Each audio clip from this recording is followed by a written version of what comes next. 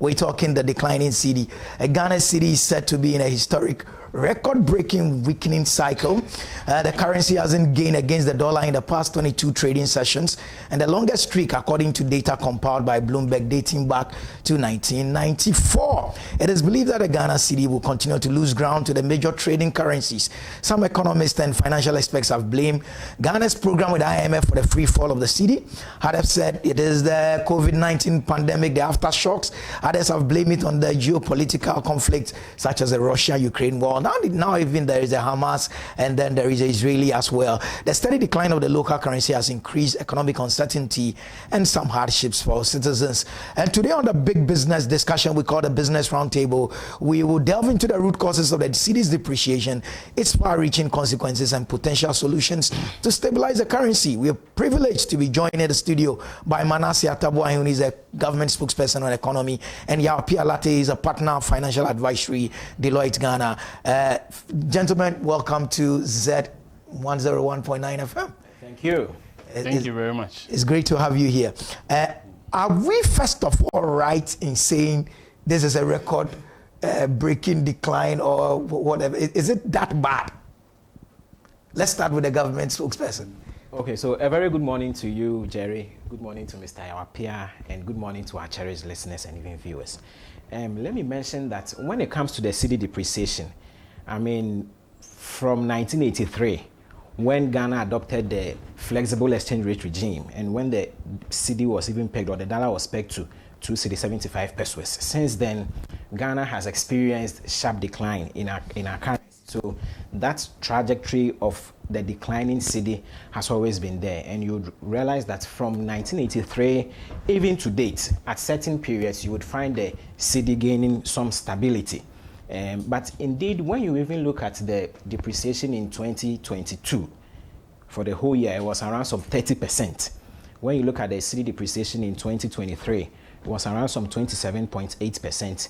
And from the beginning of the year to around May 16th, the cedi depreciation has been some 13.7%. And so when you look at the rate of cedi depreciation, I mean, we can say comparatively that looking at the happenings in last year, same period, the cedi had declined about some 27%, and this year is around some, let's say 14%. But the issue is that there is cedi depreciation, and it is really having a toll on the Ghanaian economy. It's really having a toll on businesses. What government is doing is to ensure that we are able to consolidate our gains, to ensure we are able to make some significant strides as it relates to our currency. And so this may not be the record high. Yes, we have experienced currency depreciation over the period, but this year we've seen some gains as it relates to the management of our cedi, and we seek to do more. I'm sure we'll get to the measures government is putting in place, short-term, medium-term, long-term measures to address.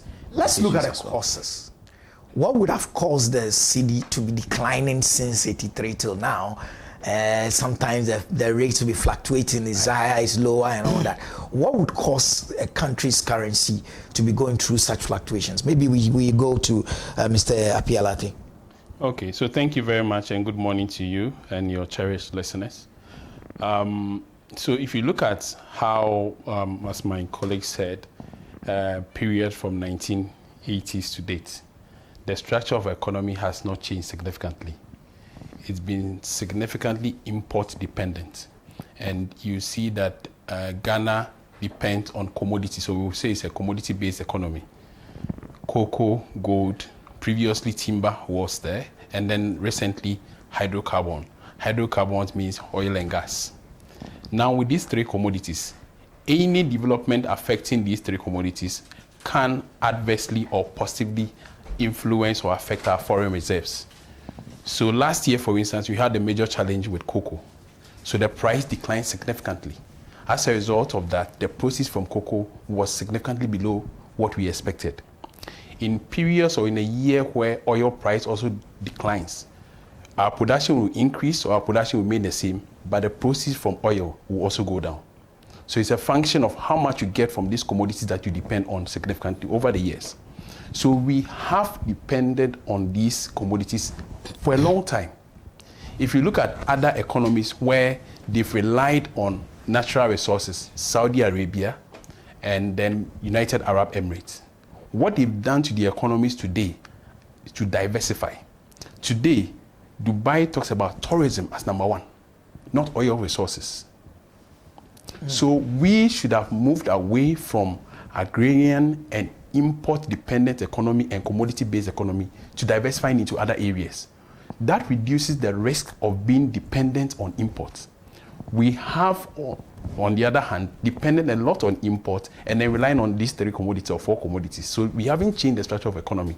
That's why it has declined all over the year. So if you're doing the same thing and expecting a different result, then obviously it's called insanity. Yes. They say that's the definition. I know you're trying to be very nice about it, but the definition of insanity is doing the same thing and expecting different results. Expecting different results. So over the weekend, my good friend said something that we as a country do all the wrong things and we expect the city to do the right thing. It won't happen. I like that. Yes. As a country, we do all the wrong things and expect only the city to do the right thing. Only the city to do the right thing. It won't happen. Yeah. Wow. How come I say that? Are we saying that since the 80s, we didn't foresee that an over-reliance on external factors puts you at the vagaries of these factors? We didn't see it coming so that we would diversify in such a way, or we were ill-equipped, we had no knowledge of it, or what had caused us not to have diversified like Apialate say? So rightly so, when you look at the structure of the economy, as Mr. Yawapia mentioned, I mean, over the period, Ghana has been highly import dependent. And that, of course, creates a lot of problems for us. The reason being that the prices of even crude, the crude that we recently, found in country, the prices of gold, and even the price of cocoa are not determined by us. Even though we produce a lot more cocoa, we produce a lot more gold, we do not determine the price of this on the international market. And so whenever there are fluctuations in the prices, it tends to affect us. Now, over the years, you would realize that successive governments have tried to boost our industrialization drive. Whether we like it or not, the most sustainable way to ensure that we are able to have significant gains in our city, to ensure we have a more stable currency, is to ensure that we have more industries working. Once we are able to boost our industrialization drive to ensure we are able to substitute importation for local production, it is then that we'll be able to reduce our importation to ensure that going forward, we don't demand so much dollars, just to import goods that are produced in country. So there has been some contribution by various governments, and even one of the major policies of this government has been the one district, one factory, which seeks to ensure that we are able to support local businesses to thrive, to ensure that even companies that had collapsed, factories and industries that had collapsed would be revamped, to ensure that once they are able to produce basic things, we will then be able to ensure that we are able to impose some kind of import tariffs on them so that we'll be able to reduce our high volumes of imports. And so I would say that yes, most often than not, these changes do not happen overnight. I mean, when you want to industrialize an economy,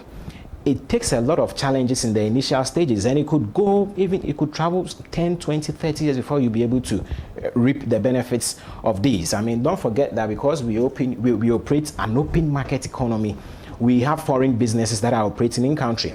And so as a country, when you decide to support local businesses, we've had issues even in parliament where government seeks to ensure that we are able to put some kind of ban on the importation of basic things that you don't want to hear that we import, toothpicks, tissue papers, and some other things. But because of the free market economy that we operate, sometimes, yes, it will come with challenges. And because we have development or developing partners outside that we collaborate with, they also have interest.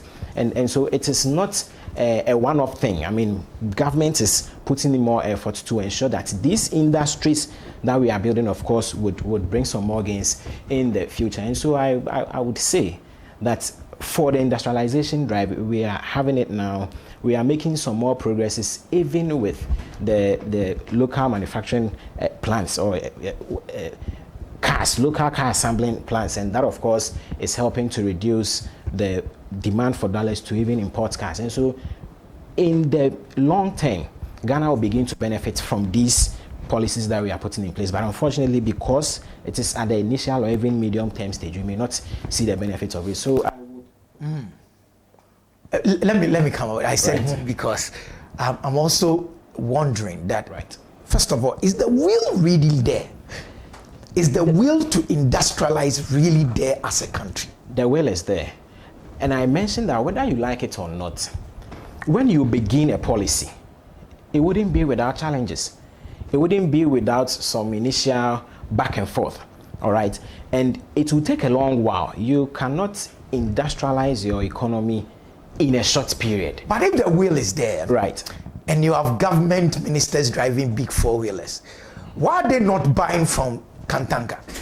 I mean, if you would recall, 2 years ago, government came up with a directive that one, it is not going to provide forex, for the importation of vehicles, especially for, government agencies. So if a government agency wants vehicles to run its operations, fortunately, we have our Kantanka automobile company here. We have VW, Sinotrack, the Toyota, and a lot more that are assembling cars in. So government has stopped that. And there was even a policy by government to ensure that our ministers and our political appointees would use, saloon cars for in-region movements.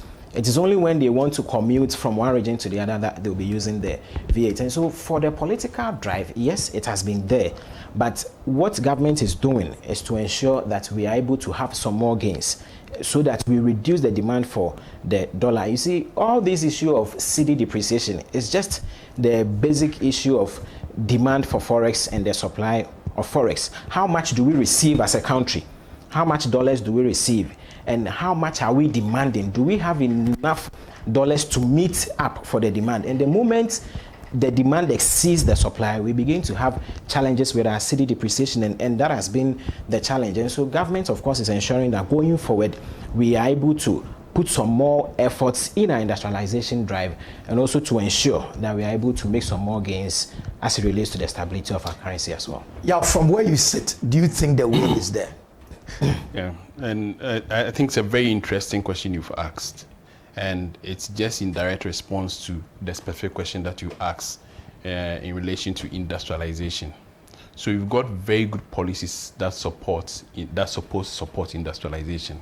It's the political will to enforce those policies. And I like some of the initiatives coming from the Ministry of Trade, outlining certain commodities that we think we should work on import substitution as opposed to importing them. It's a very good policy. But what we think is that you have to engage the parties or the entities concerned, go through a process. Let me tell you what happened in Nigeria. So if you go to Nigeria, you buy rice, you will hardly get perfume rice to eat there. And so this debate about jollof, I tell them that it's because your rice doesn't taste nice. That is why Ghana jollof is better than yours. Yeah. But the good thing is, their farmers are richer than our farmers. Because you eat Nigerian rice in Nigeria. If you have to import, it is more expensive for you to import than to buy rice in Nigeria. And that's how they've structured the economy. Why can't we do same? That's why I said it is the political will. So you have to do that. And I'll give you a very good example of what we tried, but we failed to implement it properly. The vehicle assembly plant. So we promised those who were coming to install this equipment here that we are going to ban overage vehicles. Vehicles that are more than 10 years, we are not going to allow them to be imported into the country. Today, those vehicles are still being imported, even though people have invested in these assembly plants. So these plants are producing the cars, or are supposed to produce the cars, but people are not buying them because we are also keeping a counterproductive policy, which is allowing the importation of overage vehicles. So we should have banned immediately those overage vehicles and allow these guys to invest. So as they invest in production of the vehicles, the overage vehicles are not coming. But as long as these overage vehicles are coming, walk to any of these assembly plants, ask for the price of the vehicle. You will say, oh, I'll just go online and then order one of these cars. They will import for me. I'll find it cheaper than the cars that are assembled here. Yes, it will be expensive for them because they are not getting economies of scale to reduce the price. If all government cars all private sector institutions are buying from these assembly vehicles, we are going to reduce the price, or they are going to reduce the price. But because the demand is not there, the price is still high because their cost of production is as high.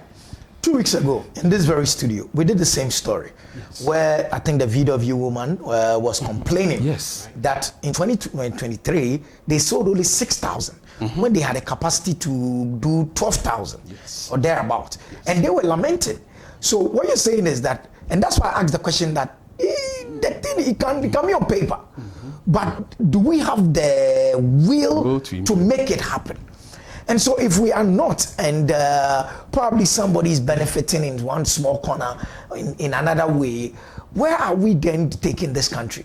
Because it looks like in this country, we know what to do. We know what to do. However, we don't do it. And we do a lot of talking around it. Like, we're looking for, let's take Senegal.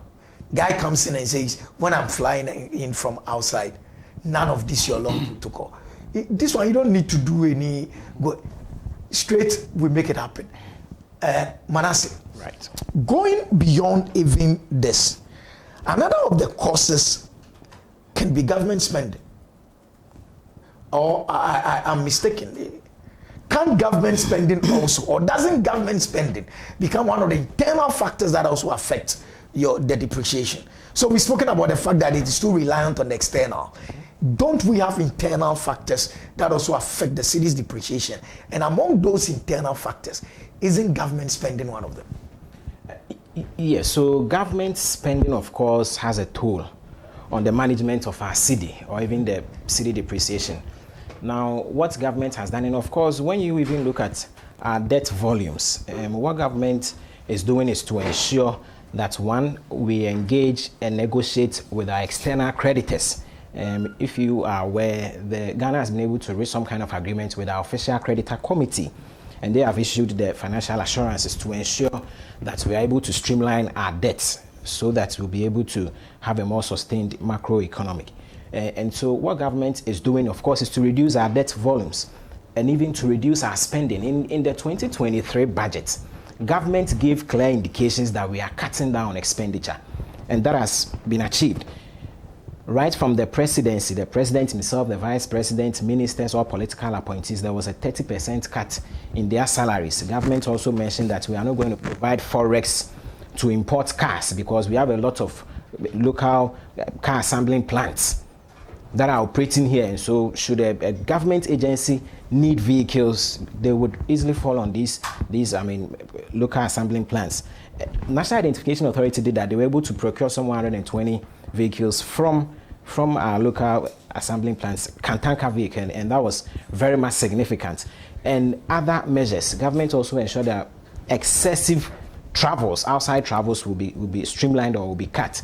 And then also holding of several meetings, outside, training outside, and even with some of the ministries, sometimes when they want to hold some kind of engagement or training, moving out of the ministry or the agency to go and rent a hotel and payment of all these were quite challenging. And so government plays a moratorium on all of these to ensure that we're able to cut down on expenditure. So I really agree that yes, government spending, of course, has a toll on the city depreciation, and government has been very careful in ensuring that we are able to reduce our expenditure, so that going forward, once we are able to reduce our expenditure and once we are able to have some more negotiations with our external creditors, that of course will help, so that going forward we'll be able to have a more sustained stance in our currency.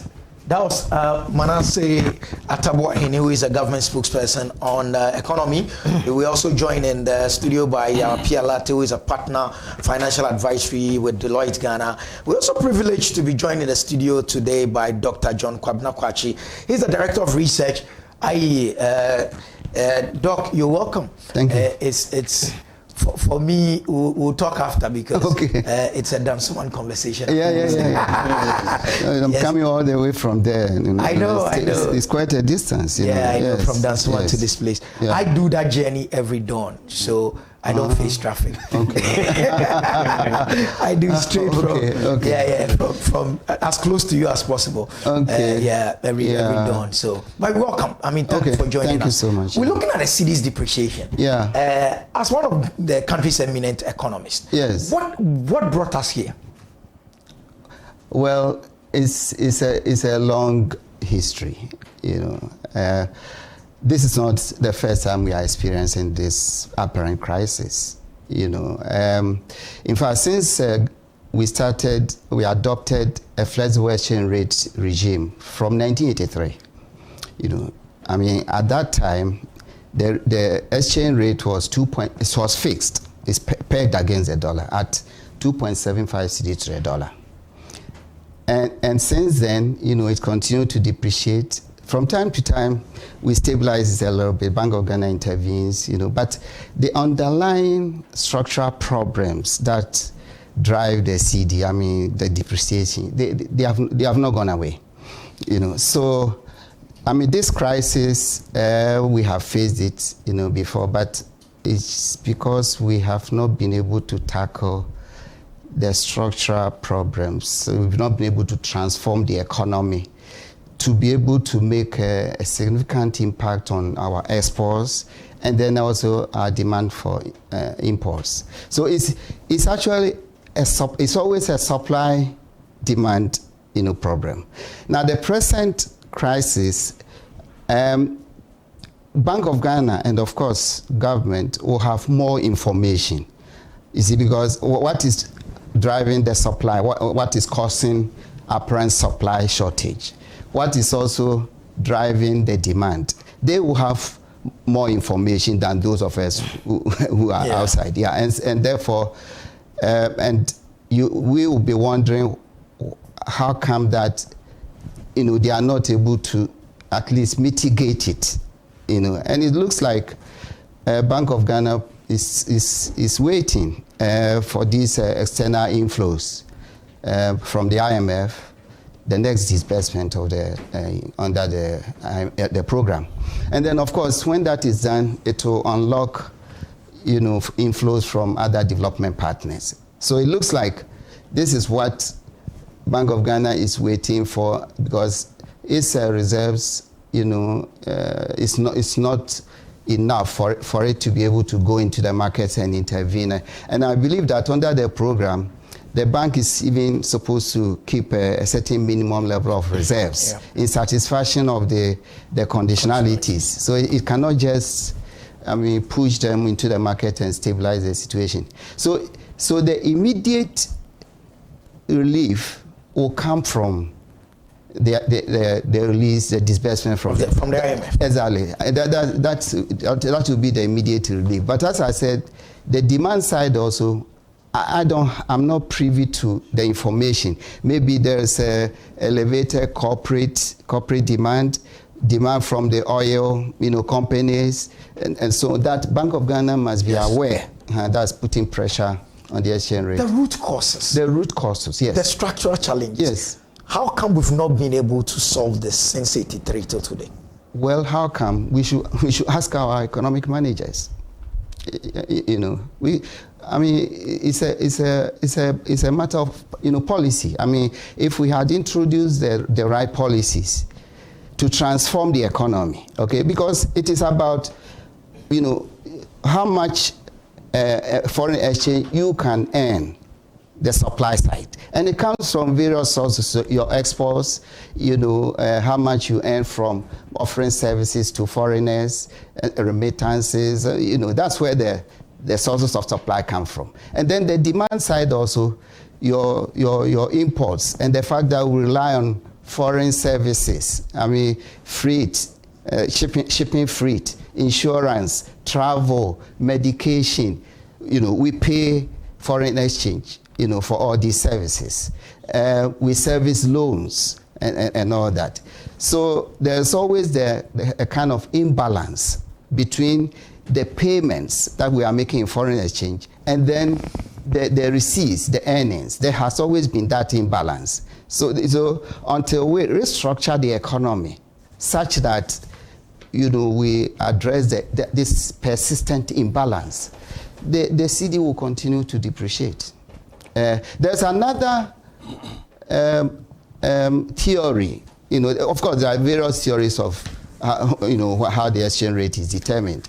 But there's also another simple theory that says that, your exchange rate, if you leave it, to be determined by market forces, will move in relation to, your relative inflation, or price levels versus your partner's price levels.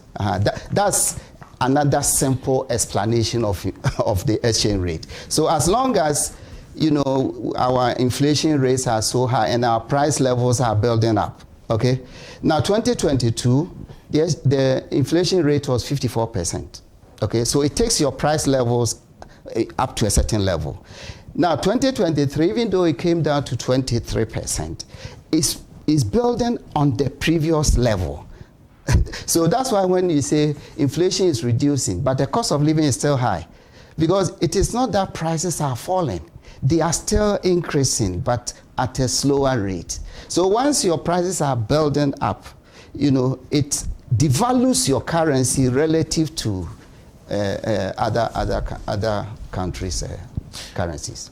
Should we be worried, especially with what is happening now? Or, like you're saying, we should let nature take its course, things will stabilize again. IMF money comes in, we pump it, and we go back home smiling. No, but then we won't address the underlying problem. We will solve it for a while, just like we've been doing in the past. In fact, after the very significant depreciation in 2022, in fact, by November of that year, I think the Cedi had already depreciated about 54%. And then the Bank of Ghana came in, and then with their goal for oil program, and so they managed to slow it down. So by the end of the year, 2022, the Cedi had depreciated by 30%. Now, 2023 also, it depreciated by 27.8%. This year, it has depreciated by about 14% already, okay?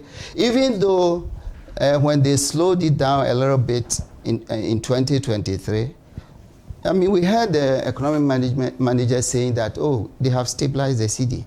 But those of us who know what drives the Cedi, we were sure that it was only for a temporary period. So even now, what is happening, if the disbursements come and Bank of Ghana intervenes, it will be for a short period of time until the underlying structural problem, transformation of the economy takes place. Some have said that we also as Ghanaians are to blame because of this taste and this acquired taste we have for foreign goods and all that. What's your take on that?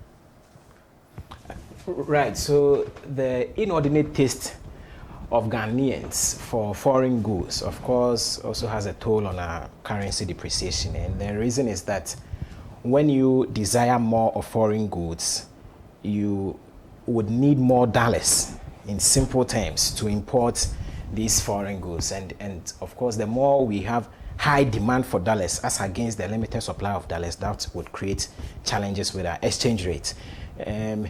Unfortunately, when you even look at the market, the real challenge has been that local businesses or local companies, of course, do have challenges, because when you go on the market, you compare the price of local products to that of foreign products, and you realize their price, very relative. Differences are so high, and so that, of course, creates problem. Now, what government can do in this regard is to ensure that, especially with certain items that we can produce in country, we are able to support these local businesses, and when they are able to produce some more, we then will be able to place what we call the import tariffs on them, so that when you go on the market, the prices of foreign goods would be a little higher than the local goods, so that of course would kind of informally drive the attention towards the locally manufactured goods. So that, of course, has been a challenge, and until we are able to have some more gains, even in our local production, that would continue to create problems for us as it relates to Ghana managing our local currency. Someone has said that if you went to a container shop in your neighborhood and took a pen and paper and began to list foreign rice. In that very container, you would get more than 15 different brands and maybe 0 Ghanaian brand. If we are eating that much rice, why haven't we been as a people, and I keep using the word as a people because government is us, why haven't we been able to put a stamp on it and say, hey, for nothing at all, for rice, this is what we should do? Why that challenge? Yeah, so No, I mean, coming out. So we discussed the political will, and I gave you an example about the vehicle, where we are still importing overage vehicles more than 10 years old, when we have vehicle assembly plants here. And these vehicles are imported with forex. So you demand the forest to import them.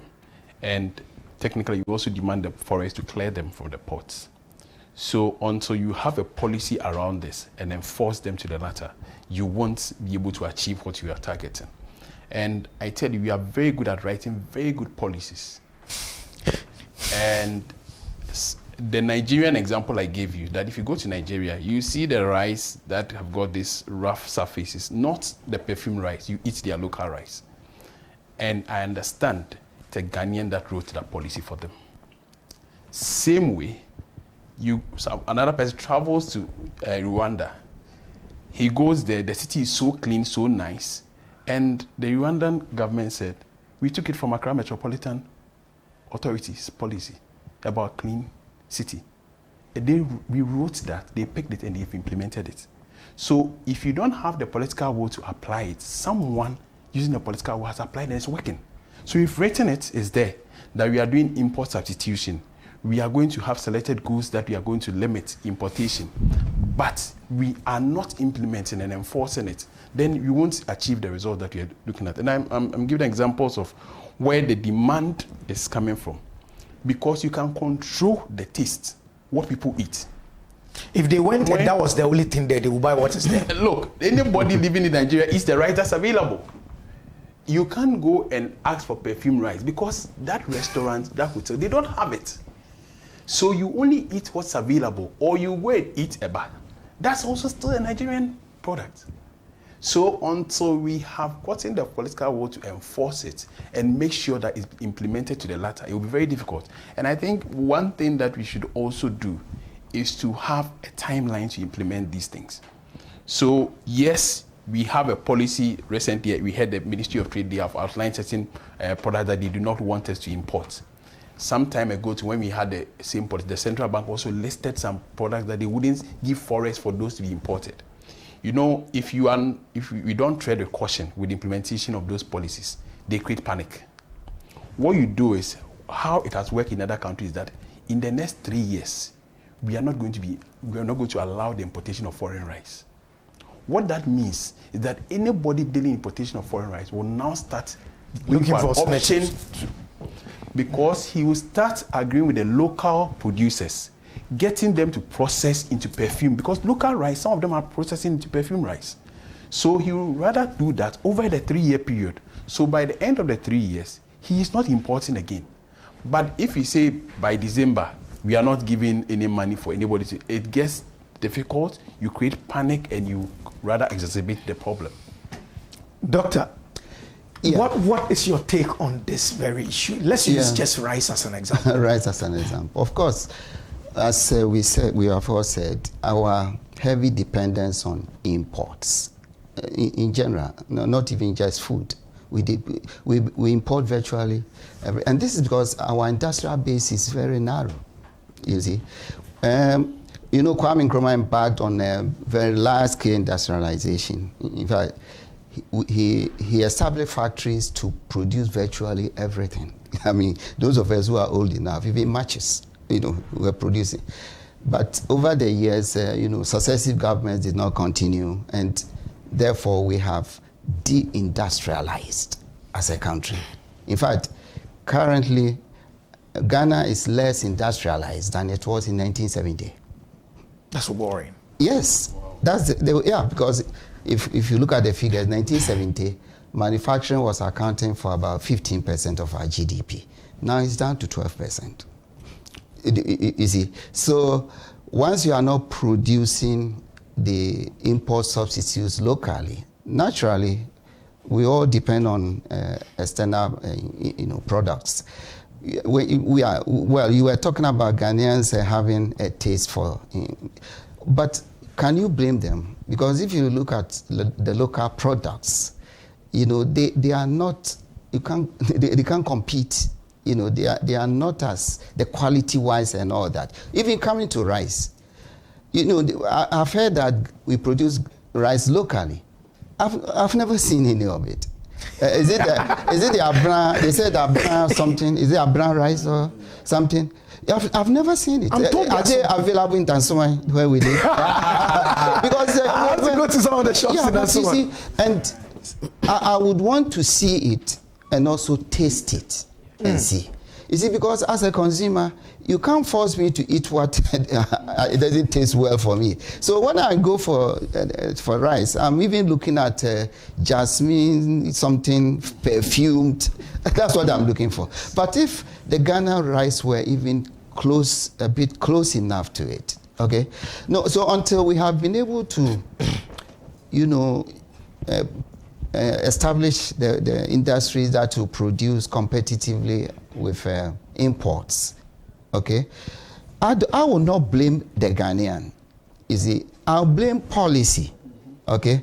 Now, the policy that said, let's restrict other goods and so.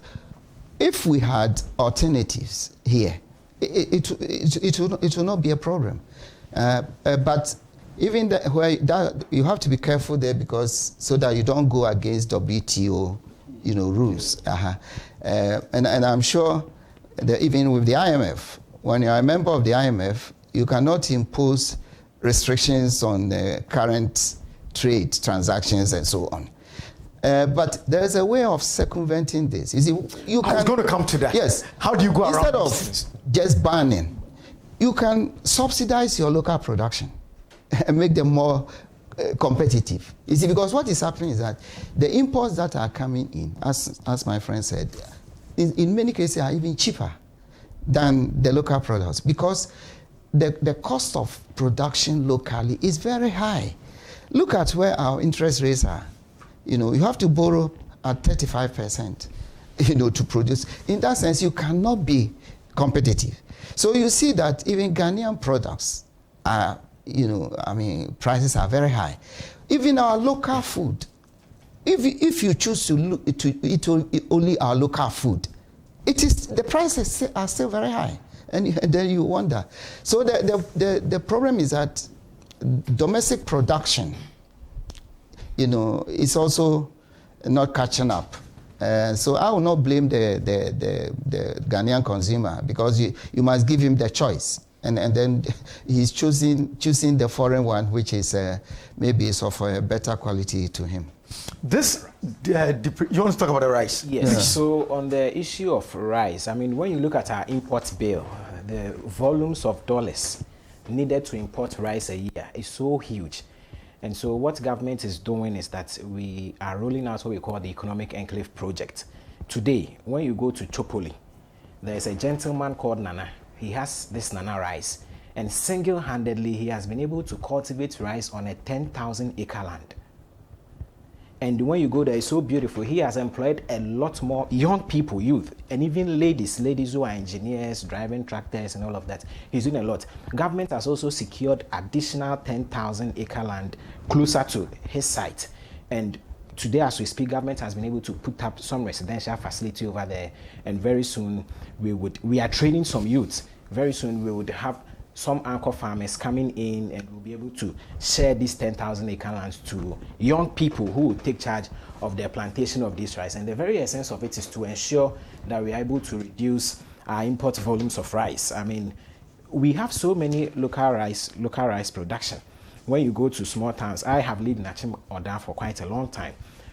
Commuting from Achim Oda to Ofasa, you see, a miller over several. I'm told there are some millers. A lot of them. In fact, so when I go home, that's what I eat, local rice. But what government is doing is to ensure we're able to consolidate and even to boost this industry, to ensure that we have so many millers who are able to, mill the rice, and also ensure that we're able to add some more value to it, so that when it comes on the market, the price. You see, for the ordinary Ghanaian, our interest is the price. I mean, if you go to the market and you even have high preference for made in Ghana rice, and the price is so high, even a marginal difference in the price could even deter you from purchasing local rice. And so government is very much concerned, and we are confident that once we are able to roll out more of these economic enclave projects to ensure we are able to cultivate some more local rice, we then will be able to ensure we are able to reduce the high demand for foreign rice, and even the high demand for the forex as well. So all of us here are clear in our minds concerning the causes of the depreciation. Yeah. Let's look at the impact. Let's start with government. How is this thing impacting government so far? I mean, so the impact of currency depreciation on government is so huge. I mean, when you look at even the demand side, government is not at rest when there are high demand for dollars. And you see, when you even look at the oil sector alone, and every month, Bank of Ghana or even through government will have to provide some $400 million to the bulk distribution companies to ensure they're able to bring in refined petroleum products. And beyond that, there are also demand for dollars for the importation of critical medicines. Lots of people are in the various hospitals, they are dying, they are on the verge of dying. And so if they are unable to get some of these medicines, it's quite there. And so for government, when it comes to the issue of demand and supply imbalance of the forex, it's something that really troubles us, and we are concerned about it to ensure that we are able to look at the root causes. What is causing the high demand? What is causing the low supply? And that would, of course, feed into the policies government is able to put in place to ensure we are able to be at par as it relates to the demand and the supply of the dollar. And so for the impact, I mean, businesses as well. Today, when you look at most businesses that do importation, because of the exchange rate depreciation, it of course has a toll on them. You know, when you gather, let's say 100,000 Ghana cedis and you want to buy forex, and the exchange rate volatilities like this, it of course would have a toll on businesses. And the very aim of government in ensuring that we have an enabling environment for people to trade, and even for Ghanaians to be able to afford what they want to buy on the various markets, would also be affected by the exchange rate depreciation. And so government is very much concerned, and we want to ensure that whilst we are tackling the long-term issues, in the interim, we are putting in some more efforts to ensure that we are able to have some more supply of dollars, whilst we also work at the long-term measures as well. Dr. Kwachia, is this affecting, when you come to that, I want you to also add how this is affecting the ordinary Ghanaian household. Of course. I mean, we can all feel it, because it passes through directly, I mean, through imports, and therefore prices go up. And even our own purchasing power, you know, if you convert your income, your salary, to dollars, you see that it's been going down very, very drastic. Yeah. But again, talking about, you asked about government, all of us have been wondering, why is it that we don't seem to be seeing any action, you know, to at least mitigate this? And it looks like we've left the Cedi in a free kind of fall. So we are wondering, what are the... You will respond to that. Yeah. Well, and then I thought Bank of Ghana is also part of it. It's not only the ministry. Yeah. You know, so all of us, we are wondering.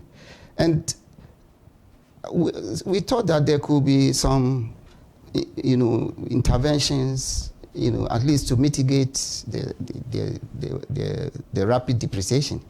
Of course, you know that I recently came out with a 17-point plan to stabilize the Cedi, but I was looking at on a lasting basis. In other words, short term, even the firefighting to address the current, you know, problem, and then look the short term, medium term, you know, long term. 17 point. I don't know whether. My friend from government, you know, I don't know whether you have seen it. Yes, You have. Yeah, so if you have, how are you responding to it? Or it's like none of them, you don't see any of them to be to be relevant or something. So I'm two, just 2 wondering. points, Manasseh will respond. Yes, to. please. First of all, why have you left the city, the free fall? Exactly, yeah. And then secondly, Dr. Kwachi, 17 points. Yes. Why haven't you touched on it? Yes. So Yeah. please, Manasseh, answer that for us. Right. So yes, I've had time to read the release by Aibo Dr. Kwachi on the lasting solutions to the city. When you look at the firefighter points that you raised, you realize that government is working on it. The first point you raised had to do with the government negotiating with our external creditors. Hey, you remember it very well. Eh? He's ready. I'm hoping it right. Yeah, you remember it? I'm ready. Yes, So you people have seen it, eh? We have. And look, I've decided to mind you. No, so it's something we are implementing already. If you yeah, would of recall, course. government started the negotiation with our Yeah, official creditor committee, and they Exactly. have issued the financial assurances, and that is what will feed into what the IMF executive board would look at when they sit next month to review Ghana's progress thus far, to ensure that we're able to have the release of some $360 million. And again, the second point Dr. Kwachi raised had to do with the management of the forex market. FX, yes. Yes. So when you look at what Bank of Ghana is doing, Bank of Ghana, of course, is collaborating with our security agencies to ensure they are able to intensify the monitoring on the forex market. We have a lot of illegal traders, black market operators, and Bank of Ghana, of course, every now and then is on the lookout for them to ensure that we're able to flash them out, and also to ensure that we're able to protect the little forex that we have in country. Now, on the regulations of the forex trade, I think is very, very critical, and Dr. Kwachi again raised some very important points. Today, when you travel to even South Africa, some African countries, you cannot just go to the Forex Bureau and tell them you have local currency, you want to exchange it for dollars. The kind of bureaucratic procedures you will go through, if care is not taken, you will even stop. Yes, and so I believe it's something we would have to take a critical look at to ensure that you cannot just walk to the forex market, to demand dollars. And again, when you look at certain services that Ghanaians give to, foreigners, or even vice versa, sometimes the use of dollar to pay for these services in country is also having a toll on us. Yeah. And I think it's in the purview of Bank of Ghana, and Bank of Ghana indeed will have to speed up processes to ensure that we're able to do this. Because if you're able to manage it, it will reduce the high demand for dollars. Yeah. Sometimes people really do not need the dollars for critical services. But just sometimes on mere speculation, they're able to rush to the forex bureaus and they're able to get the dollars. So I believe government will have to intensify efforts in ensuring that you cannot just walk to the forex bureau or even the commercial banks just to go and exchange dollars. And I believe it's very important. So there's a comment here. I'll come to you. I like the responses given by Manasseh, the rep from government. He sounds well-meaning, accommodating, and defenseless. He's good and has made a great roundtable discussion. Probably the person thought you were coming to fight. The person thought you were coming to give blood, or not on this platform. This is it. One of the things to come to you. So one of the things he said, one of the things Dr. Kwachi recommended, was the staggering of repatriation. Yeah, that for me was key. Do you see it happening? And what are your thoughts on that very recommendation he made in his 17-pointer? That's the repatriation of dividends and profits by the foreign company. And I can give you a very good example, and we speak on it broadly in Africa.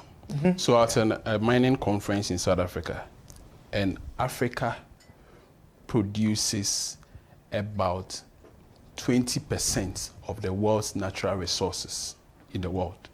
So there are mining resources, gold resources here. Africa has another 1/5, that's another 20% of the world population. But only less than 3% of the resources used, or the money, capital that's used for mining resources are kept on the continent. So all the mining companies here, when they sell the gold, do they keep accounts here? So that's the challenge you have, that the capital that is used for mining and exploitation of our natural resources are kept outside. and they are also repatriated to meet some obligations or some requirements.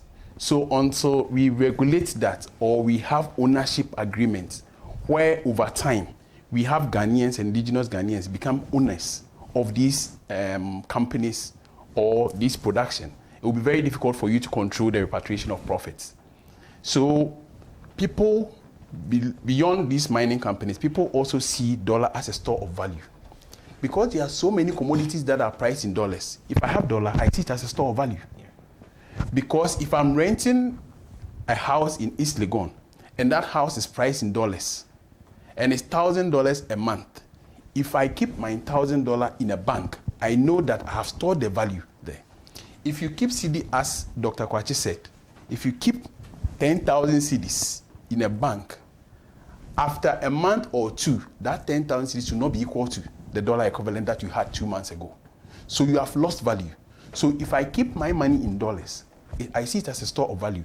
And that's because we have not regulated the pricing of commodities and services in dollars. So in elsewhere, like we said, you have to have a partial regulation of forest bureaus. They have to be an agent for mopping up liquidity, foreign liquidity, forex liquidity, not be used as agent for people to be used for trading forex. So what the forest bureaus does is to buy the foreign currency from you. They can only take the USD from you. They cannot sell the US dollars to you. So what it means that they mop up the liquidity of the foreign currency from the market and not be used as agents for trading foreign currency.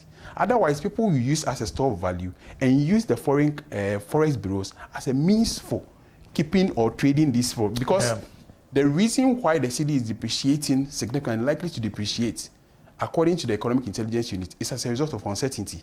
Yes, Bank of Ghana has intervened. They announced in May that they've released $60 million into the market. There's another 60 million that is earmarked to be released into the market, according to the Economic Intelligence Unit. But obviously, if the cedi is depreciating as rapidly, you may not even see the impact.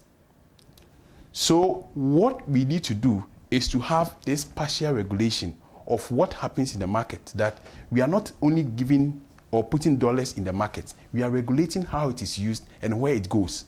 Because if you don't, it does not go to the right people or people who need them. You will go to people who are keeping them as a store of value or to manage uncertainty. So where people now, the local currency is depreciating, I'd rather keep my dollars, or if I have opportunity to buy dollars, people are buying dollars, but they have no need for the dollars. Why are you buying dollars when you have no need for it? But it's because of the uncertainty. So if you do not manage the uncertainty, people will continue panic response to the depreciation of the local currency. This idea about forex bureaus turning, so the idea you're saying is we turn them into some quasi-banking kind of a thing, so that we stop to mop up liquidity from the market. They bring it in, but we stop the going out of it. BOG can do that. It's BOG's responsibility. Yeah. So I've recommended all these measures, options. 17 of them. One of the 17, yes, is the progressive building up of IFX. Yes. Could you explain that very recommendation? Well, you see, your currency is as strong as you have reserves to back it. It's as simple as that, you see, because, the Bank of Ghana supplies foreign exchange to meet the demand from importer, everybody. So if they have enough, then they can support, accommodate the demand, and the cedi will not depreciate that much. It's because they are sitting on just 6 billion. And I'm sure, well, in the program, there's a floor and all that. So maybe they are sitting on just the floor. I don't know exactly where it is. But so because of that, their capacity, ability to intervene in the market is limited. Look, if we were to build up Bank of Ghana's reserves gradually to $20 billion, we won't have depreciation. Because the Ghana's foreign exchange market is very thin. You see, that's why Bank of Ghana injects 100 million and is able to stabilize the system, because it's a very thin market. So if Bank of Ghana were even to hold $20 billion of reserves, or at least 6 months of import cover, the cedi depreciation will vanish. Where will Bank of Ghana get those resources from to build our reserves? The natural resources. You know, we are fortunate to be endowed with so much natural resource wealth. In fact, Dr. Baumia recently said that even he is aware that the gold reserves that we have alone amount to over $10 trillion. Gold alone. You know, how much more all the other minerals and the resources that we have. But unfortunately, when we sign contracts with foreign companies, we let them take away 85%. And we are paid back in royalties and taxes 15%, at best 20%. That's not going to help us. You know, so there's a need for a change of policy. You know, the Bank of Ghana Act requires the bank and joins the bank to cover the currency that it has issued with at least 40% foreign exchange. And the rest can be government treasury bills and so on. I don't know where we are now because you need information from the bank to be able to calculate that. Yeah. But assuming that they are even at the 40, okay, it means that the currency in circulation is backed by foreign exchange only to 40%. The 60%, the rest is not backed by foreign exchange. So the rest who are holding that, if they go to Bank of Ghana or the banks demanding foreign exchange, they don't have it to supply it. So again, I've stated here that Bank of Ghana should gradually increase the foreign 70%. Over the medium term. You know, and if 30% is not backed, it will be okay because it's not everybody that's holding cedis that will go to demand foreign exchange. My mother in the village doesn't need foreign exchange. So if they are able to build it up to 60%, 70%, you know, and these things, some of them will take time, but we should have started from yesterday. You see, that's why every one of these measures, I start, even though it's a long-term measure, I say we should start from 2024. In other words, even if it's a long-term... Start now. You should start today. It doesn't mean that you should do it in the long term. You should start from today, but it will mature. It will, you know, the fruits will you bear fruits in the long term. That's what this thing is saying. Dr. Kwachi, before you come in, so it's 9:13. The conversation is getting interesting. This is still Zed in the mornings, big business conversation we call the Business Roundtable. Listeners, you can join us. You can go to our Facebook. You can go to X. You can go to Instagram. It's at ZFMGH. On TikTok and YouTube, it's at Zed Multimedia. The website is zmultimedia.com. Let me find out from you. You use the word that scares a lot of people, dollarization. Yeah. What was the intention? What were you seeking to advise on that? Well, you see, this list of 17 options, I put them out there like as many of them as possible, such that the policymakers can choose. Okay. So it's not like implement all 17. No, that's not the purpose. I'm saying that you can do this in combination with something else. If you are not doing this, then maybe you can do something else. So the dollarization and even currency board system is like, I'm saying that it's a last resort.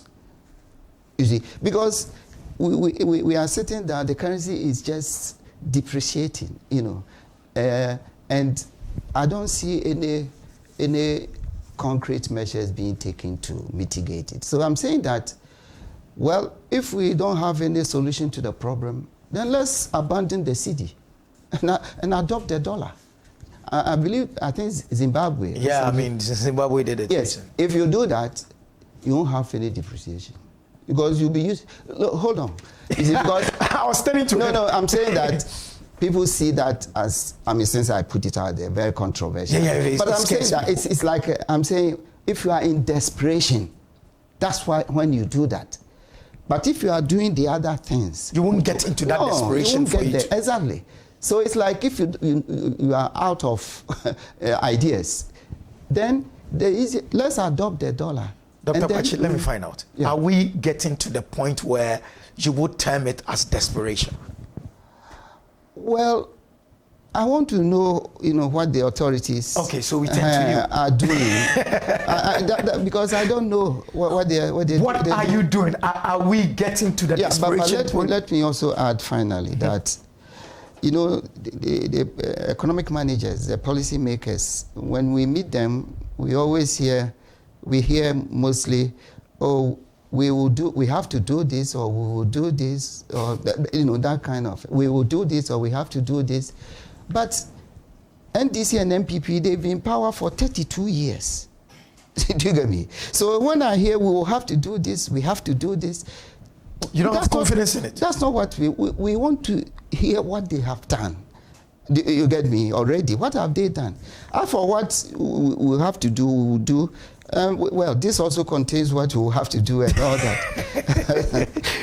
But you have not been voted into power, so you can make this happen. So we ask those who've been voted into power. Yes. What have you done, or what are you doing now? Yeah, exactly. Not that we would have to do this, we have to do that, we will have to do that. Because you don't have much time. When I say we don't have much time. Absolutely, that is true. And on the issue of foreign companies repatriating their profits, currently there is no law that bars them from repatriating their profits, and so most often than not in the first quarter, at the end of the first quarter, or even within the first 6 months of the year, you would find most of our multinationals repatriating almost 100%, huge volumes of their profits. What government is doing now is that government and Bank of Ghana and even is collaborating with the foreign oil producing companies and even the mining companies to ensure that they're able to stagger the repatriation of their profits, to also ensure that they're able to open some kind of a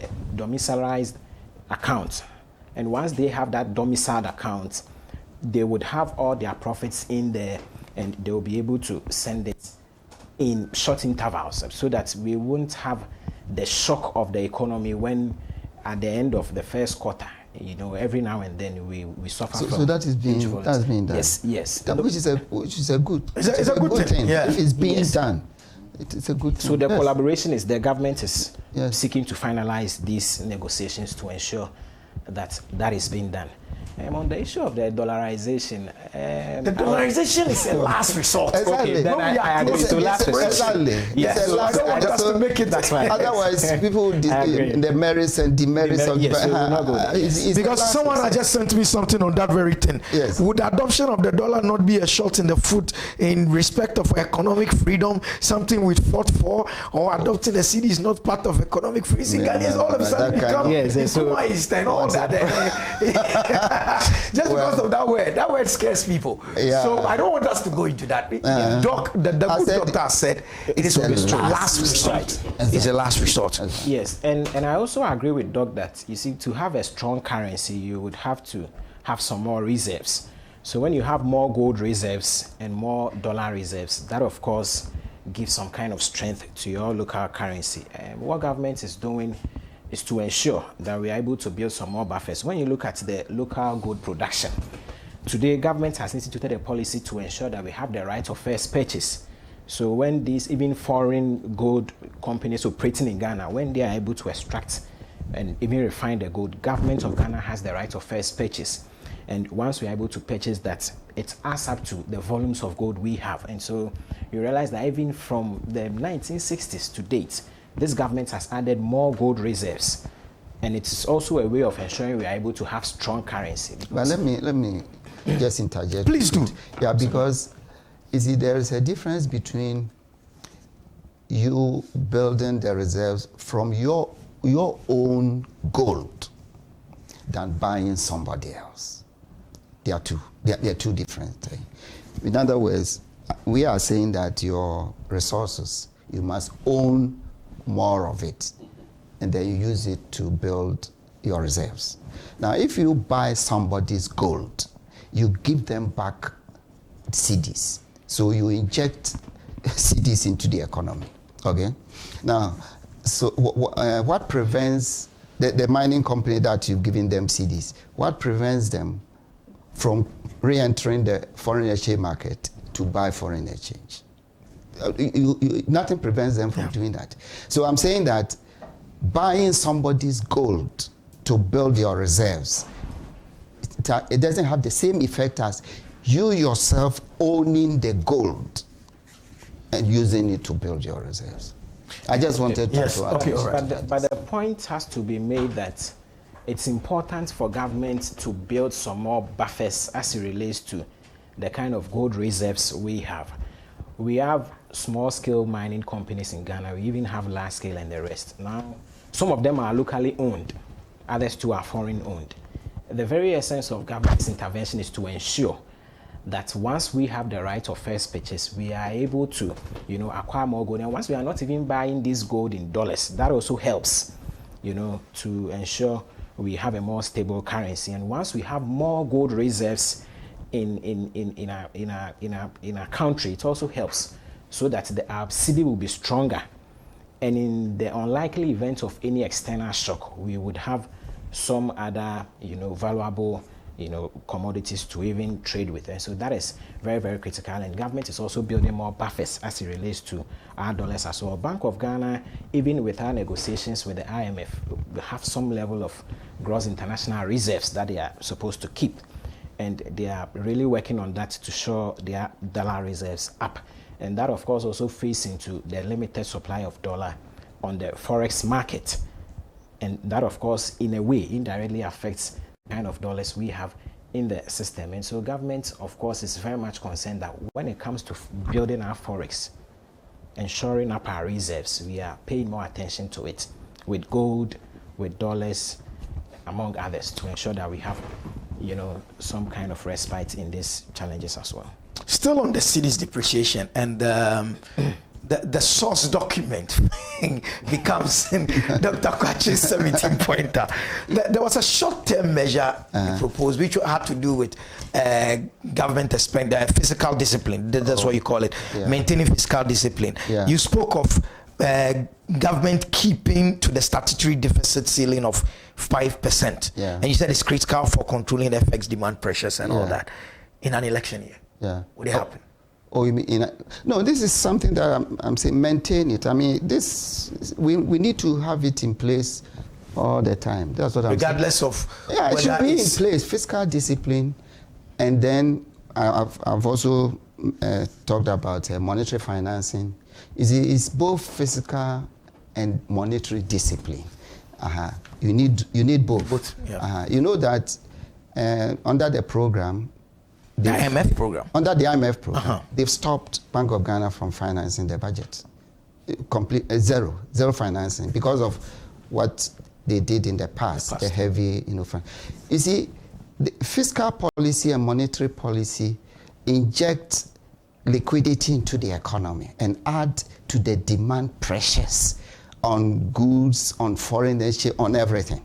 So you need to have consistent fiscal and monetary discipline in place such that you are managing the demand side of the demand pressures whilst we are also working on the supply side and so on.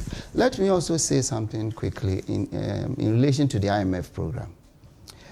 I have a feeling that the IMF program is also part of the problem with this cedi depreciation, in the sense that Bank of Ghana is compelled to keep a certain floor of reserves. It's a good thing that they are enjoining Bank of Ghana to increase its reserve. Yes, but because of that constraint also, it means that Bank of Ghana's hands are tied in entering the market to try and intervene, because otherwise they will go below the floor, set for them. And then also, the IMF always has an idea of where a country's equilibrium exchange rate is. They always do that calculation. In fact, there's a simple rule in economics called purchasing power parity, that is about comparing your inflation, your prices versus others' prices, and so on. So for all you know, the IMF, has calculated where our equilibrium exchange rate is. Okay. In fact, recently, when a team from there came to Ghana to launch the REO, that is Regional Economic Outlook for Sub-Saharan Africa. They invited us, CSOs, to meet with them. And they were also talking about the Cedi depreciation and all that. And I was surprised to hear from the lead presenter from the IMF that even the Cedi has not depreciated enough, and that we should let it depreciate a bit more. This is the IMF saying that. You get me? And I said, how come? How can you say that? Do you get me? Because some of us feel like the Cedi has depreciated enough. But of course, we can all go and work out this so-called equilibrium level. We can also, given the data, work out that.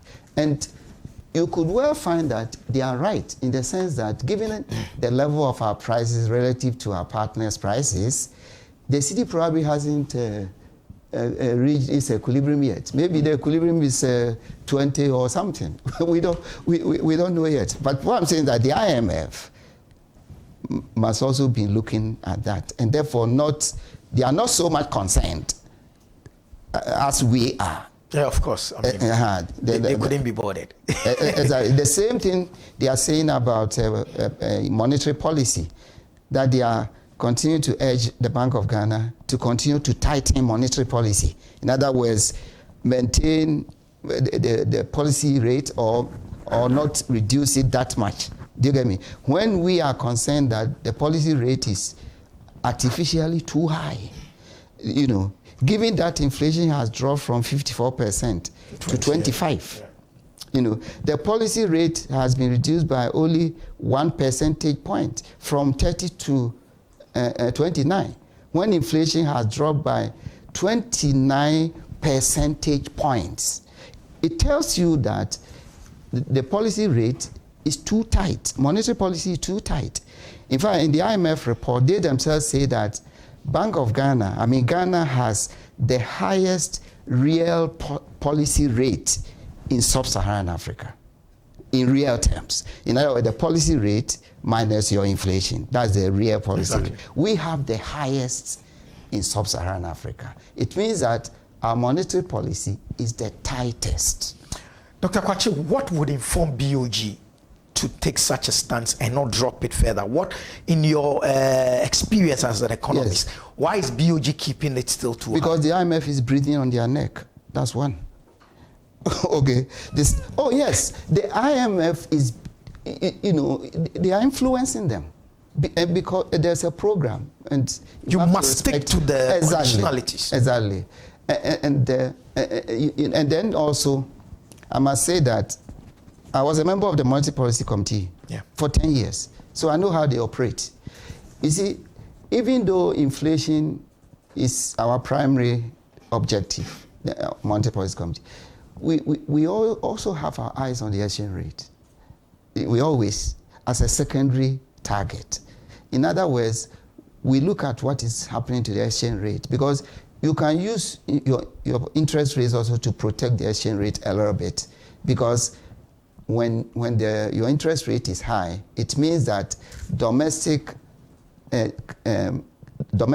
local currency denominated assets are more attractive. So you are trying to entice people to hold onto their, you know, Cedi denominated assets instead of going in for dollars. So that's why you also want to keep the interest rate as high as possible. Interesting. You want to join us in this conversation, the big business conversation, right here on Z in the morning. The numbers are 0544-32019, 0544-321-019, 0544-321-019, and then 0303-956-641, 0303-956-641. It's 9:30. We have a few we have some 25 minutes to go, and I want us to start going into strategies for stabilization and all that. One of the things that for long term is when Dr. Kwache recommended ownership of our natural resources. What was the reasoning behind that? How is that going to help? I thought that's very obvious. It is what I have called our lowest hanging fruits. In fact, not only for building reserves to stabilize the exchange, but at least in getting resources to develop this country. You see, economic development is about resources and policies. Okay? Resources and policies. You may have the best policies, but if you don't have resources, to promote those policies, you are not going to get anywhere. We are poor. In Africa, we are poor because we have inflicted upon ourselves that poverty. Africa is the richest continent when it comes to natural resource wealth. Okay? So why is it that we have this wealth underground, but we are poor above ground? And it is because we give it all away to foreign companies.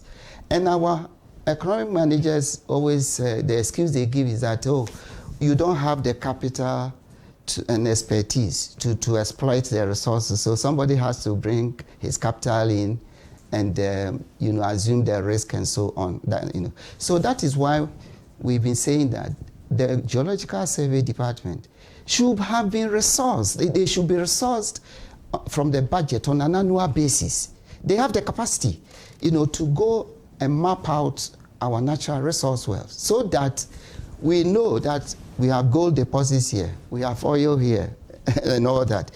Then all that we need to do is a foreign company, we contract them and we say, look, we know we have gold here. Mine it for us. We'll pay you for your costs plus a profit margin. But give us our gold. Okay? That is where we should be aiming to get to.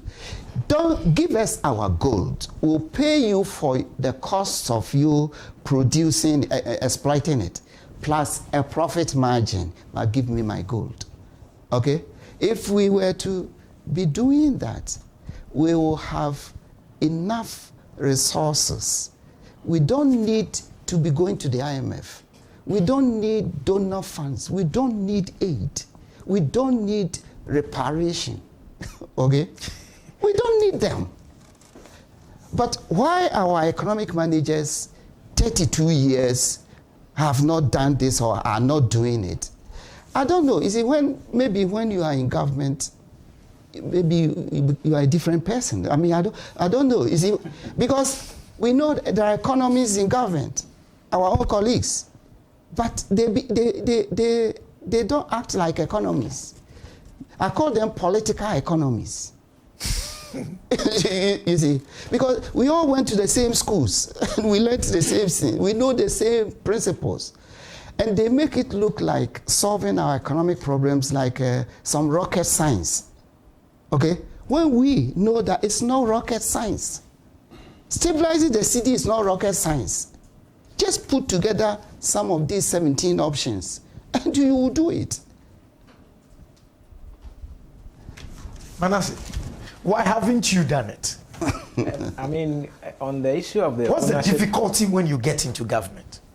I see no difficulty really. I mean, when you look at the clear-cut policies this government has put in place, even when we were in opposition, we mentioned the one district, one factory policy. And it is a long-term initiative that has begun already. We began this in 2017, and as Doctor is saying, these are policies we need to begin now. We may not have the benefits today, but in some more years to come, we'll begin to reap the benefits. On the issue of the ownership of natural resources, I believe it is very, very critical, because when you value the natural resource worth of this country, it runs into trillions and trillions of dollars.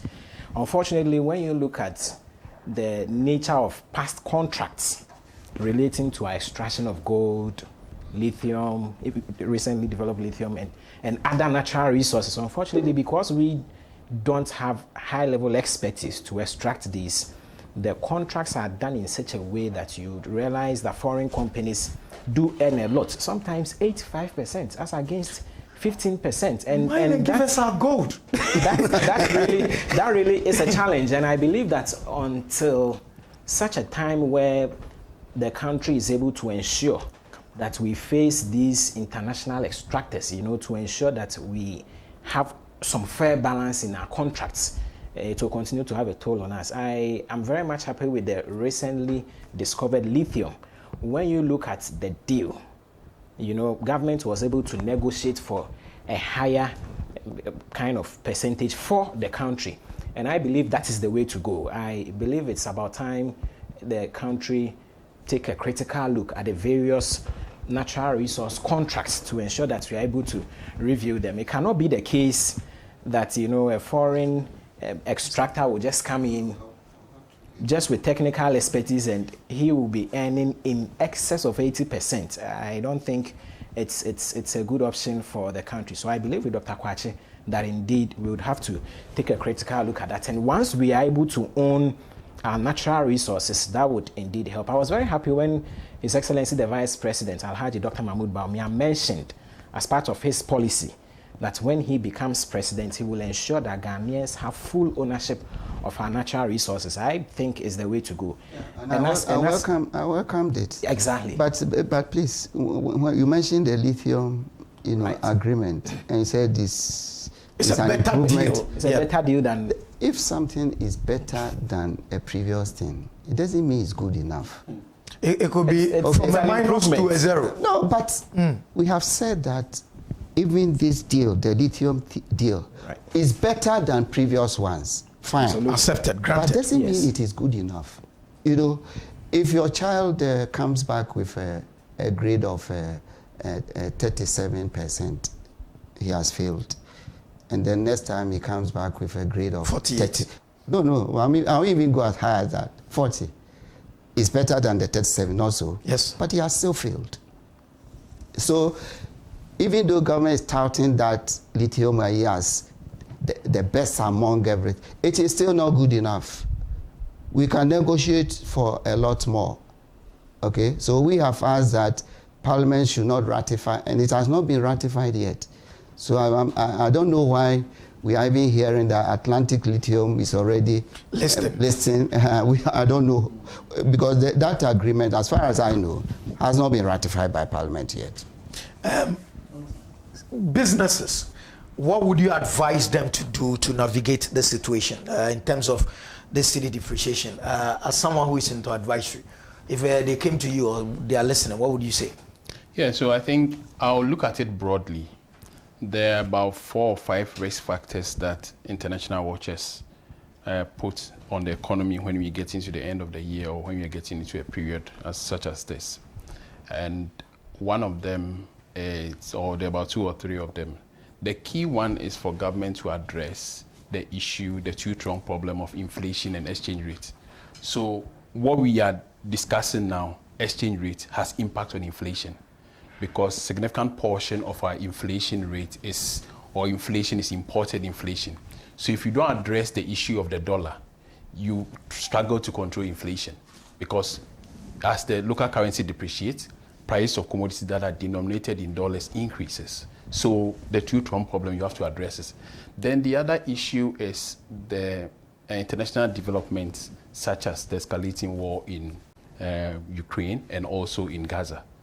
This is likely to affect some of the hydrocarbons that we export, so oil and gas are going to affect price. But we pray that it affects it positively, because if price of oil increases, then of course our production and then the revenue we get from that increases. But if you don't get it that way, the reverse happens. It poses a risk for us.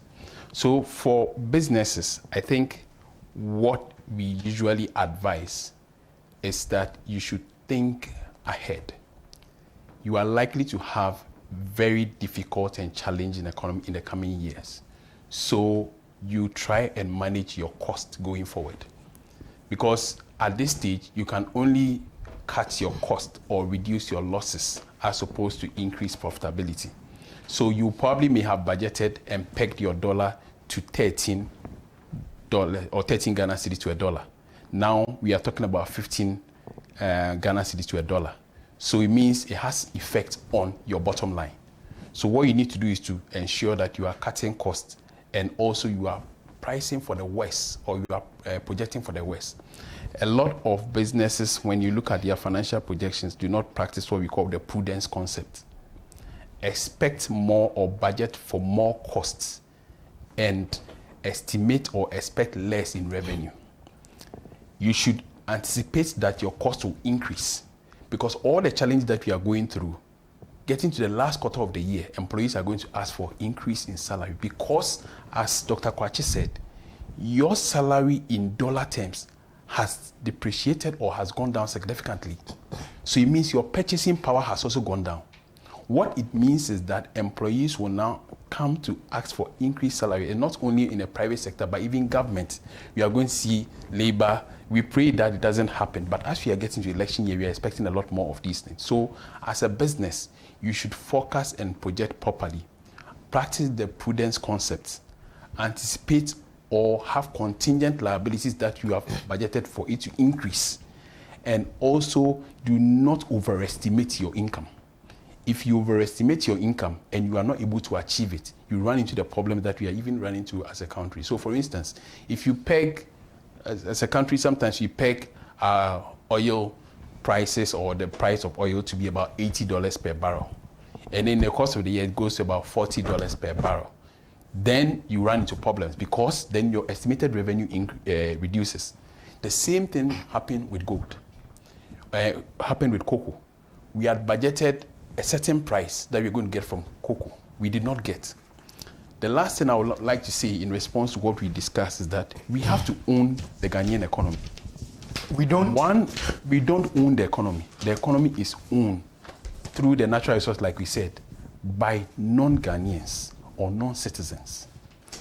And one of the ways that you own the Ghanaian economy is to ensure that you have equipped and trained your talents to be able to own and run the businesses and the natural resources that we have. So what other economies have done, the Saudi Arabia, the United Arab Emirates, is that, look, they didn't have the money. And we all agreed that when they discovered they didn't have the money, but they had a progressive plan that over time train our indigents to own and manage these resources. We've started mining for so many years, decades. Have we had a policy that progressively we would have Ghanaians who will become majority owners of these mining companies? I don't think we have. We only signed and got the 15% royalties, and we are getting the dividend payments. But we did not have a policy around those mining agreements that train Ghanaians, that progressively, in 10 years' time, 51% is owned by Ghanaians. That's what other economies did, and they did it very well. The other thing is value addition. Yeah, Dr. Kwachi spoke about it. Yes, if you are still exporting these raw materials in their raw state, you get less value than when you add value to them and export them. And I'll give you a practical example. How many gold refineries do we have in Ghana? So it means significant portion of our gold is exported in their raw state. How many oil refineries do you have in Ghana? And the one that we have, how well is it functioning? So it means your hydrocarbons, that's your oil and gas source, are also being exported in their raw state. If you fail to address the value addition problem, you are going to get less in revenue, and your forests or your reserves are going to be impacted.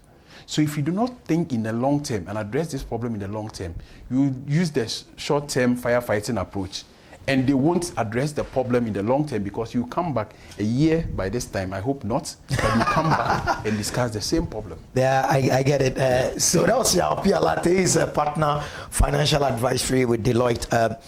How do we, if we all agree around this roundtable today that industrialization is going to form the basis for what we want to do, in order that 10 years down the line, this depreciation and all that would not happen, how do we start financing an industrialization for a country that Dr. Kwachi says has become deindustrialized? How do we start financing the industrialization drive? How was Nkrumah financing his drive? How do we finance our drive today? When you say finance, you're talking about money. Exactly. Is that the only issue? Of course, as I said, resources and policies. Mm-hmm. Okay, so let's say you have an appropriate industrialization model. Let's say you have that. So you need money. Okay, the money, natural resources. I don't know how It's not complicated. To what extent? Yeah, I'm saying that how I cannot overemphasize the fact that I don't see why people don't get it. That because I've been saying it and say this is something that we've been trumpet, our natural resources. Why are we not Ghanaians paying any attention to that? I don't get. Don't you people recognize that we are sitting on trillions of natural resource wealth? We cannot, of course, bring everything above ground today, but we can bring it above ground, gradually. We don't need foreign aid. We don't have to go to the IMF for $3 billion stretched over 3 years, and then they put all kinds of conditions on you. You can't do this, you have to do this, based on their neoclassical model of doing things. Do you get me? The IMF, they haven't changed. I worked there for 10 years. Do you get me? Yes, sir. Their model, principles, ideologies. If you read our program, it's all IMF kind of ideologies. The state should get off, private sector. Fine, we should promote private sector and all that.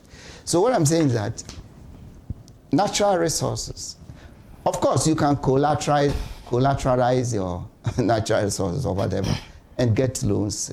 But of course, you must have the right industrialization model. And I must say that I don't think I'm an expert in that area. Maybe 1D, 1F was for a purpose. In other words, bring development to the doors of ordinary people, and then of course employment, spread it around. But whether it is the best industrialization model for us is a bit debatable. Some countries like the Koreas, they built a very large conglomerates, large strategic industries. And I think Kwame Nkrumah also followed this. The 1D, 1F is really to spread the industries around so that you take employment to the districts and so on. But maybe it's not the ideal industrialization model. Maybe we can do something to supplement that. But in terms of financing resources, the natural resources are down there. Yeah. You can always collateralize it. Yeah. Interesting. You have something to say about that? Yeah. Yeah. Oh, no, so like I said before, I think it's retraining people to run those industries. And I think the policy of STEM is a good one. And the reason I say that is that you can see a lot of our young folks are not thinking about doing anything in the mining sector. Years ago, you were so excited to do engineering, to go and study geology, mining. A young man I was talking to this week recently said he studied geology in school, and when he went to the forest, he saw snakes and he didn't like them, so he stopped his geology. So now he's sitting in the office, working probably in a bank. We are not training our youth to do the science, technical, and vocational education. That's another way to own the economy and to own your natural resources. Because elsewhere, you would have indigenes or nationals who are running these refineries, who are running these mines. Go to our mining companies. Those who go down the pit are doing the dangerous work. They are the natural or the indigenes. And those who are running the technical work are foreigners. If you do not have a policy where those in management roles are Ghanaians or are indigenes, over time, what we do is our resources will be depleted, but then none of our nationals will own any of these. There should be a strategic policy to build a lot more Dangotes across Africa. And we can do same in Ghana.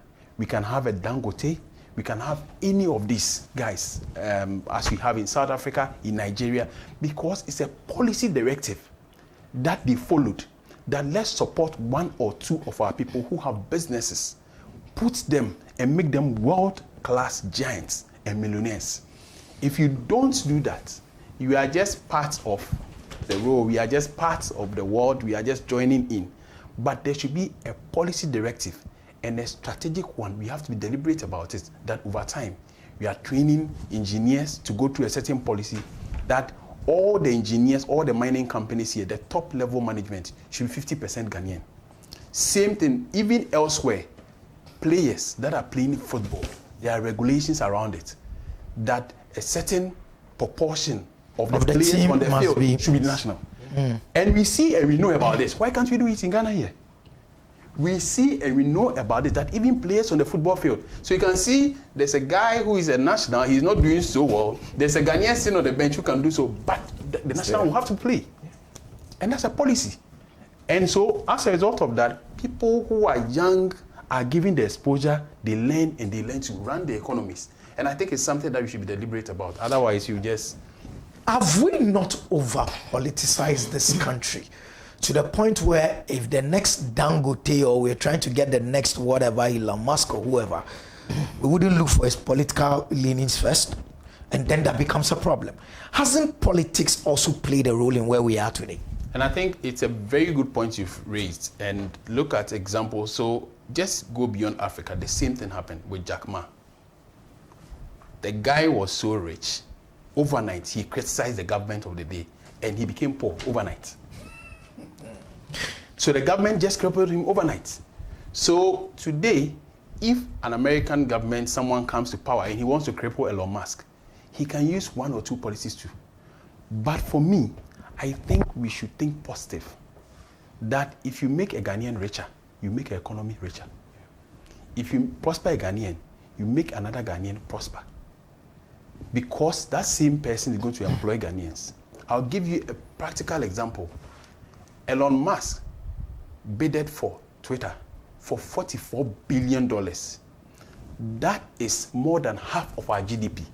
So it means he's rich enough to buy Ghana, one individual, because he bidded to the buy price. half Yeah, but No, that's what I'm saying. That's one. To buy That's half of one. them. Yeah, that's Okay. one company. So it means that this I company, understand. But per market capitalization, it's even worth more than Ghana's GDP. Currently, Yes, currently. without the correct evaluation of our underground resources. Underground resources. Thank you very I like much. that. Because when underground resources come, we are the richest. I will be richer than But that, if you work Yeah, but I get so that's that the analogy. impact that one company owning one company, Tesla, is able to do. So how many Teslas do we have in the US? So if you allow the private sector to operate, you grow the economy. We don't have to necessarily be involved in everything that we have. So government take a lot upon themselves. But you know, it's very difficult for them to deliver. So we are doing one district, one factory.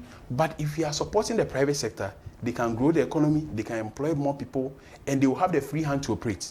They will be forced to operate or employ certain people just for political gain, you know. So you have to have a situation where the private sector is running and we are using them as the engine of growth. Otherwise, year on year, because some of the policies that are being implemented by government, so in the event that the same government does not stay in power, are we going to have one district, one factory?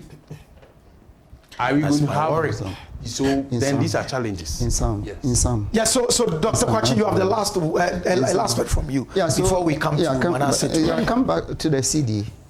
You know, we all know it's a very important variable in the economy, very visible. In fact, probably more than even the inflation. I think so far the Cedi has depreciated quite a bit, and we want to see some action. Yeah, everybody is looking for some action. Of course, we know that fundamentals, structural fundamentals, and macroeconomic fundamentals are not the best, but it can also be managed. You see, whilst you are addressing this long-term structure, you can also manage it, and those are some of the measures that we put out there.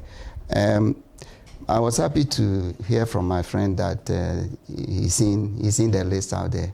We should all be working together. Exactly. Do you get me? Yes, sir. In fact, I would have expected somebody could have reached out to me, Dr. Kwachi, you put these things out there.